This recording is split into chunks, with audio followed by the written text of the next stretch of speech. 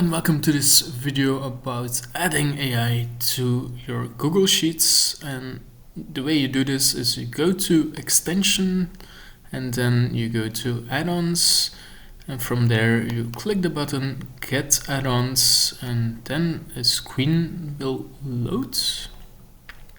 This can take a few seconds, and then in the search box you just enter the name of your favorite AI tools such as ChatGPT, Claude, Gemini, or other options are also present, and then you can scroll down and see which option you like the most.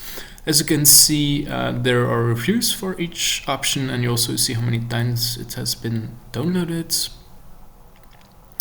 Just click one of these options and then you click on the install button.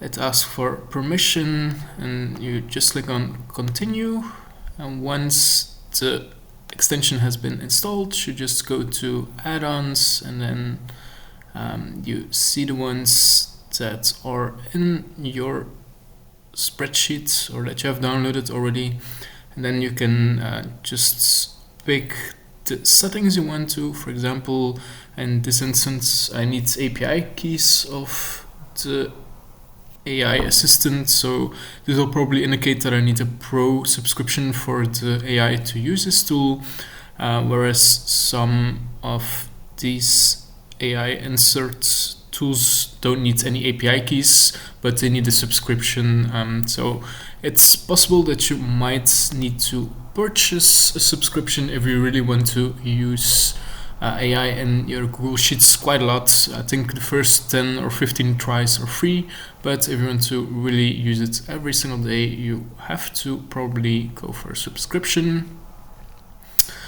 The reviews for these tools seem to be quite good, and a lot of people already downloaded them, so obviously they work quite well, but they might cost you maybe $5 or $10 per month. Google probably also has its own integration coming up for Gemini, where you can use the AI of Google itself in Google Sheets.